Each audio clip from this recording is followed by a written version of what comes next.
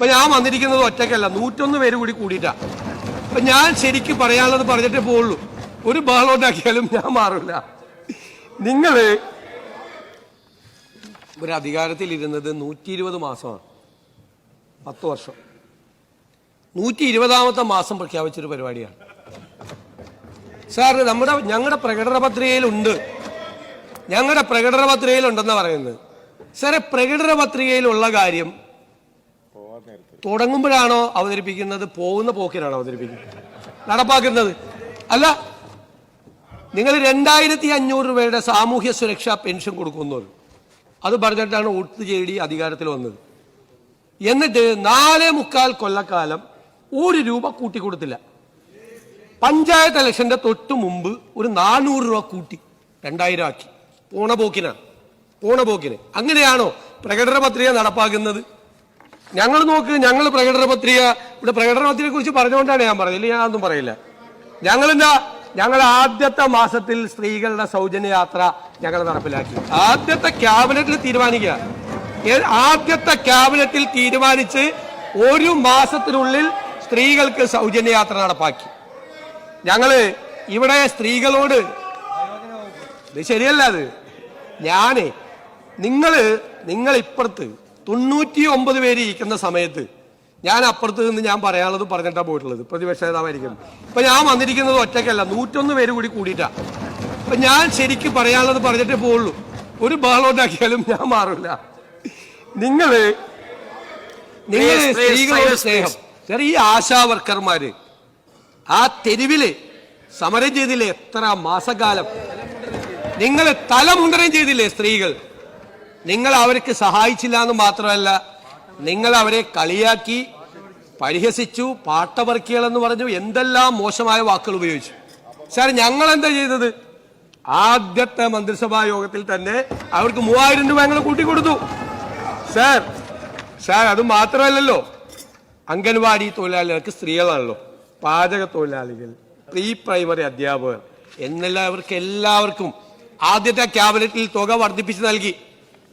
മനസ്സിലായ? ഞങ്ങളാണ് സ്ത്രീപക്ഷം, നിങ്ങളല്ല, നിങ്ങളായിരുന്നില്ല.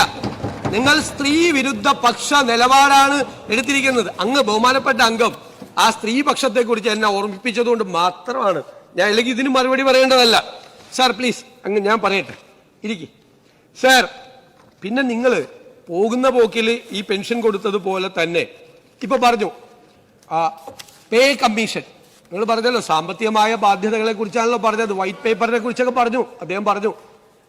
സാർ, പേ കമ്മീഷൻ എല്ലാ ഗവൺമെന്റും അതാത് സമയത്ത് നേരത്തെ പേ കമ്മീഷൻ പ്രഖ്യാപിച്ച് അവരുടെ നടപടിക്രമങ്ങൾ പൂർത്തിയാക്കി ആ പേ കമ്മീഷന്റെ ശുപാർശകൾ ഇംപ്ലിമെന്റ് ചെയ്യും. നിങ്ങളല്ല, വൈറ്റ് പേപ്പറിനെ കുറിച്ചാണ് പറഞ്ഞത്. വൈറ്റ് പേപ്പർ നിങ്ങൾ പോണ പോക്കിൽ നിങ്ങൾ പേ കമ്മീഷൻ പ്രഖ്യാപിച്ചു, അതിന്റെ കാലാവധി ഈ സർക്കാരിന്റെ കാലത്ത് തീരും. നിങ്ങൾ കൊടുത്തോ? നിങ്ങൾ എത്രയോ വർഷക്കാലം DAയും DR-ഉം നിങ്ങൾ തടഞ്ഞു വെച്ചു. ലീവ് സറണ്ടർ നിങ്ങൾ തടഞ്ഞു വെച്ചു. എന്നിട്ട് പോകുന്ന പോക്കില് അത് കൊടുക്കാൻ പ്രഖ്യാപിച്ചു. കൊടുക്കേണ്ടതെല്ലാം നിങ്ങൾ ചെയ്യാതിരുന്ന മുഴുവൻ കാര്യം. കേരളത്തിന്റെ പ്രതിപക്ഷ നേതാവ് പിണറായി വിജയൻ ഇന്ന് കേരള നിയമസഭയുടെ നാഥൻ, സ്പീക്കർ, അധ്യക്ഷൻ ഒക്കെ ആയിട്ടുള്ള തിരുവഞ്ചൂർ രാധാകൃഷ്ണന് മുമ്പിൽ ഒരു കത്ത് നൽകിയിരിക്കുകയാണ്. എന്താ കത്തിൽ പറയുന്നത്? 1-2 ആവശ്യങ്ങളാണ് ആ കത്തിൽ അദ്ദേഹം ആവശ്യപ്പെടുന്നത്, ഉന്നയിക്കുന്നത്. അതിൽ പ്രധാനപ്പെട്ട 1-ാമത്തെ ആവശ്യം എന്ന് പറയുന്നത്, ഇനിയുള്ള ഈ 5 വർഷക്കാലം നിയമസഭാ സമ്മേളനങ്ങൾ ഇല്ലാത്ത ഒരു ഗവൺമെന്റ് ആയിട്ട് മുന്നോട്ട് പോകാൻ പറ്റുമോ? എനിക്ക് പ്രതിപക്ഷ നേതാവിൻ്റെ കസേരയിൽ ഇരിക്കണം, സഭാ സമ്മേളനങ്ങളൊന്നും വേണ്ട, എല്ലാ ദിവസവും ഞാൻ വാർത്താ മാധ്യമങ്ങളെ കണ്ടോളാം, വാർത്താ സമ്മേളനങ്ങൾ മാധ്യമങ്ങളെ കണ്ട് സംസാരിച്ചോളാം, അതല്ലാതെ ഈ സഭാ സമ്മേളനം ചേർന്നിട്ടുള്ള പരിപാടി ഒഴിവാക്കാൻ പറ്റുമോ? 5 വർഷക്കാലം സഭാ സമ്മേളനം വേണ്ട, നിങ്ങൾ മന്ത്രിസഭാ യോഗം കൂടിയിട്ട് എന്തൊക്കെയാണ് തീരുമാനിച്ചോ, അതൊന്നും ഒരു കുഴപ്പമില്ല. എനിക്ക് പറയാനുള്ളത് ഞാൻ വാർത്താ സമ്മേളനത്തിൽ പറയാം, മുഖ്യമന്ത്രിക്ക് പറയാനുള്ളത് അദ്ദേഹം വാർത്താ സമ്മേളനം നടത്തി പറഞ്ഞോട്ടെ. ഈ സഭാ സമ്മേളനം 5 വർഷക്കാലത്തേക്ക് സഭാ സമ്മേളനങ്ങളില്ലാത്ത ഒരു ഗവൺമെന്റ് ആക്കി മാറ്റാൻ പറ്റുമോ എന്നുള്ളതാണ് അദ്ദേഹത്തിൻ്റെ ഒന്നാമത്തെ ആവശ്യം, ഒരു റിക്വസ്റ്റ് സ്പീക്കർക്ക് മുന്നിൽ. രണ്ടാമത്തെ കാര്യം, അപ്പം അത് മൂപ്പർക്ക് തന്നെ നല്ല ബോധ്യമുണ്ട്, ഇനി അത് സാധ്യമാകൂല. അപ്പോൾ ഇനി അഥവാ അതിന് പറ്റൂല, സഭാ സമ്മേളനം വിളിച്ചു ചേർത്തേ മതിയാകൂ എന്നാണെങ്കിൽ പ്രധാനമന്ത്രി നരേന്ദ്രമോദിയെ പോലെ സഭാ സമ്മേളനങ്ങളിൽ പങ്കെടുക്കാത്ത, മുഖ്യമന്ത്രി പങ്കെടുക്കാത്ത, അങ്ങനെയുള്ള ഇപ്പോൾ പാർലമെൻറ്റ് സമ്മേളനങ്ങൾ ഉണ്ടാകുമ്പോൾ 99% പാർലമെൻറ്റ് സമ്മേളനങ്ങളിലും ആര് പങ്കെടുക്കാറില്ല? നരേന്ദ്രമോദി പങ്കെടുക്കാറില്ല. അപ്പം അതുപോലെ മുഖ്യമന്ത്രി VD സതീശൻ പങ്കെടുക്കാത്ത സഭാ സമ്മേളനം വിളിച്ചു ചേർക്കാൻ പറ്റുമോ? ഈ രണ്ട് ചോദ്യങ്ങളാണ് പിണറായി വിജയൻ, പ്രതിപക്ഷ നേതാവ് പിണറായി വിജയൻ കേരളത്തിൻ്റെ സ്പീക്കർ തിരുവഞ്ചൂർ രാധാകൃഷ്ണന് മുമ്പിൽ ഒരു കത്ത് നൽകി ചോദിച്ചിരിക്കുന്നത്. അപ്പോൾ സ്പീക്കർ ചോദിച്ച് എന്തപ്പോൾ അങ്ങനെ ചോദിക്കാൻ കാരണം? എന്തപ്പോൾ അങ്ങനെ ഒരിത്? കഴിഞ്ഞ നിങ്ങൾ മുഖ്യമന്ത്രി ആയപ്പോഴൊക്കെ സഭാ സമ്മേളനങ്ങളൊക്കെ നടത്തിയിരുന്നല്ലോ, ഇപ്പം എന്താ പ്രശ്നം? അപ്പോൾ ഇപ്പം പ്രശ്നം മൂപ്പര് പറയുന്നത്, അന്ന് സതീശൻ പ്രതിപക്ഷ നേതാവിൻ്റെ കസേരയിലായിരുന്നു. സതീശൻ്റെ കയ്യിൽ അന്ന് ഈ പറയുന്ന ഡേഖകളൊക്കെ കിട്ടുന്നതിനൊരു ഇതുണ്ടായിരുന്നു, ഒരു പരിമിതി ഉണ്ടായിരുന്നു, ലിമിറ്റേഷൻ ഉണ്ടായിരുന്നു. മാത്രമല്ല അന്ന് സതീശന് ഞങ്ങളെ ആരായിരുന്നു സ്പീക്കർ? ഞങ്ങളാളായിരുന്നു, എൻ്റെ ആളായിരുന്നു ഷംസീർ, എൻ്റെ ഒന്നാം തരം അടിമയായിരുന്നു സ്പീക്കർ. അപ്പോൾ സ്പീക്കർ അനുവദിക്കുന്ന സമയത്തിനും ബാക്കിയുള്ള കാര്യങ്ങളിലൊക്കെ കുറച്ച് ഇതൊക്കെ ഉണ്ടായിരുന്നു. അടിയന്തര പ്രമേയമൊക്കെ വന്നാൽ നോ പറയലായിരുന്നു. അതുകൊണ്ട് കുറച്ചൊക്കെ ഒരു സമാധാനം ഉണ്ടായിരുന്നു. ഇപ്പോൾ സതീശൻ മുഖ്യമന്ത്രിയുടെ കസേരയിലാണ്. അതിൻ്റെ സതീശനാണെങ്കിൽ എല്ലാ ദിവസവും വന്ന് എന്നെ വലിച്ചു വാരി ഭിത്തിയിലൊട്ടിക്കുകയാണ്. അതുകൊണ്ടാണ് ഞാൻ അങ്ങനെ ചോദിച്ചത്, മാക്സിമം സഭാ സമ്മേളനം ഒന്ന് ഒഴിവാക്കി തരാൻ പറ്റുമോ എന്നുള്ളതാണ്. അപ്പോൾ തിരുവഞ്ചൂർ തിരിച്ചു ചോദിച്ചു വീണ്ടും, എന്നാൽ പിന്നെ നിങ്ങൾക്ക് പങ്കെടുക്കാതിരുന്നാൽ പോരെ? അപ്പോൾ മൂപ്പര് പറഞ്ഞ്, ഞാൻ പങ്കെടുക്കാതിരുന്നാൽ ജനങ്ങൾ എന്നെ വലിച്ചു വാരി ഭിത്തിയിലൊട്ടിക്കും, വന്നാൽ സതീശനും വലിച്ചു വാരി ഭിത്തിയിലൊട്ടിക്കുന്നു, ഞാനിപ്പോൾ എന്താ ചെയ്യേണ്ടത് എന്നാണ് മൂപ്പര് ചോദിക്കുന്നത്. ഇപ്പോൾ ഒന്നും ചെയ്യാനില്ല എന്നുള്ളതാണ് സ്പീക്കറുടെ മറുപടി. കഴിഞ്ഞ 10 വർഷക്കാലം ജനങ്ങളെ വലിച്ചു വാരി ഭിത്തിയിലൊട്ടിച്ച് നടന്നില്ലേ? ഇനി സതീശൻ കുറച്ച് വലിച്ചു വാരി ഭിത്തിയിലൊട്ടിക്കട്ടെ, തൽക്കാലം വന്നേ മതിയാകൂ എന്നുള്ളതാണ്. നിങ്ങളൊന്ന് ആലോചിച്ച് നോക്ക്. മെയ് 18 സർക്കാർ ക്യാബിനറ്റ് എന്താക്കുന്നത്? സത്യപ്രതിജ്ഞ ചെയ്ത് അധികാരമേൽക്കുന്നത്. അത് കഴിഞ്ഞിട്ടുള്ള 2-3 ദിവസം MLA-മാരുടെ സത്യപ്രതിജ്ഞ, സ്പീക്കർ തെരഞ്ഞെടുപ്പ് ഒക്കെയായിരുന്നു പിന്നീട് അങ്ങോട്ട് നമ്മൾ കണ്ടത്, അല്ലേ? അപ്പോൾ അത് കഴിഞ്ഞു പിന്നീടാണ് സഭാ സമ്മേളനം തുടങ്ങിയത്. ഈ സഭാ സമ്മേളനം യഥാർത്ഥത്തിൽ വളരെ കുറഞ്ഞ ദിവസങ്ങൾ മാത്രമേ സഭാ സമ്മേളനം നടന്നിട്ടുള്ളൂ.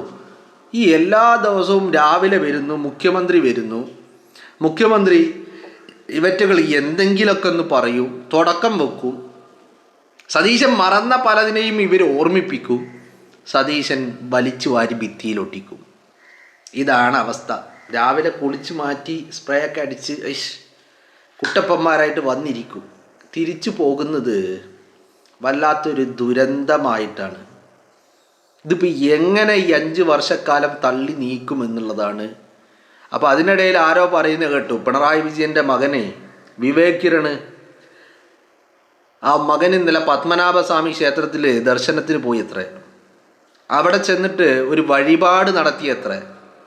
എന്താ? മറ്റൊന്നുമല്ല, സതീശൻ സഭാ സമ്മേളനത്തിൽ പങ്കെടുക്കാത്ത സഭാ സമ്മേളനങ്ങളാകണേ എന്നുള്ളതാണ് വഴിപാടിൻ്റെ ലക്ഷ്യം. കേരളത്തിൻ്റെ മുഖ്യമന്ത്രി VD സതീശൻ പങ്കെടുക്കാത്ത സഭാ സമ്മേളനങ്ങളാവണേ ഇനിയുള്ള 5 വർഷം എന്നാണ് അച്ഛന് വേണ്ടിയിട്ട് മകൻ പത്മനാഭസ്വാമി ക്ഷേത്രത്തിൽ വഴിപാട് നടത്തിയിരിക്കുന്നു എന്നുള്ള വാർത്തകൾ. ഇപ്പോൾ ഇതിനിടയ്ക്ക് തെരഞ്ഞെടുപ്പിന് മുമ്പ് മറ്റേ ഗുരുവായൂരിൽ പോയത് നിങ്ങളെല്ലാവരും കണ്ടതല്ലേ?